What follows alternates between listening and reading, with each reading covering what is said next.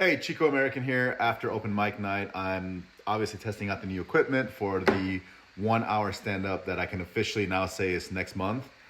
So nervous and excited. And let me know what you thought of the audio. I'm still not sure, and I have enough time to change it. Also, any comedians who would like for me to record their set, I need you to please text me. It's on all my websites.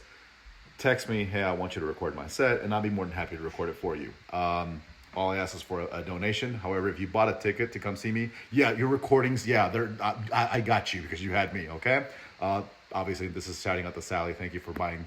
That's how I started my night. She bought 4 tickets for my show. What an awesome way to start an open mic night. I love y'all. Check it out. I gotta follow up the end point. That's just not there. But, it wouldn't be my first time scaling something high, like a wall, so I got this. Always go for low hanging fruit. All right, so South Dakota. I'm from Georgia, but South Dakota's different, right? Y'all like cowboy shit, specifically the women, right? I'm dating this really beautiful girl. She wants to, Sally. By the way, you cowboys back there, she locked on me immediately. Yeah. You too, Mark. No. So, went on a trip with this really beautiful lady, and one of the things she always wanted me to do is she wanted me to try Wranglers. She just kept saying that, we got to get your ass in a Wrangler. We got to get your ass in a Wrangler. I'm like, I don't think anything's going to fix this flat ass, but sure, let's try it. And, I bought these expensive-ass pieces of shit that gave me no room. I mean, literally, it was tighter than fucking spandex, the most uncomfortable thing I ever felt. And then I could feel the denim take me back.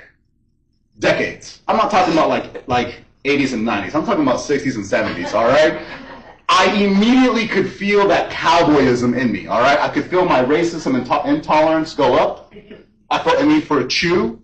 Somehow my work ethic seemed to double, which is kind of difficult because as a Mexican, it's already kind of up there, right? So it was like work ethic squared. So, in the other adventures of Chico,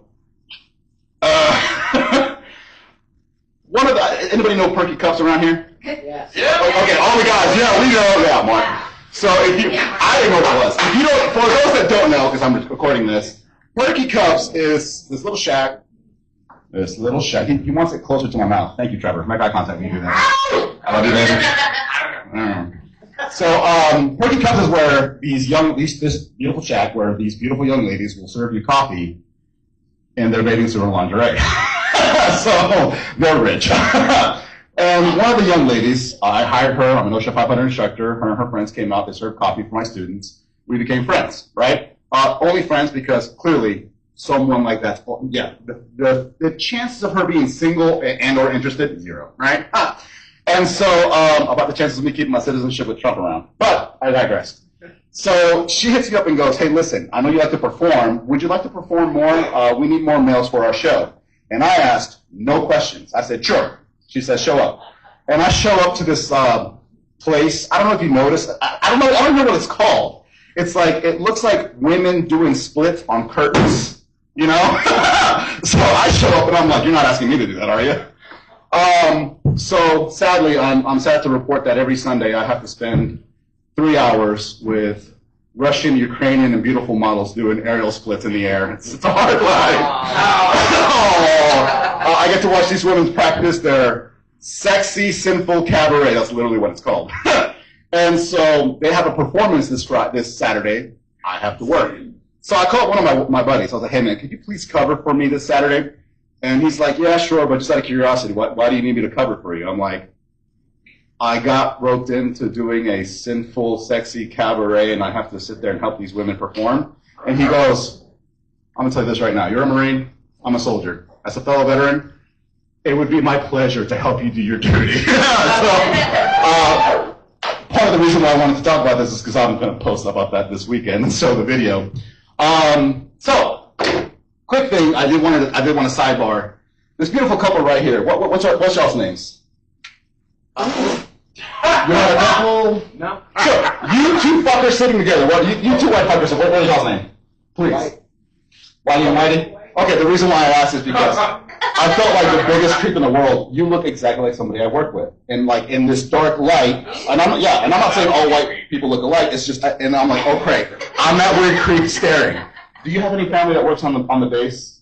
I used to work on the base. Oh, okay, cool. That's why, and I wanted to like apologize and be like, hey, I hope I didn't like creep out some random Mexican just looking at y'all, right?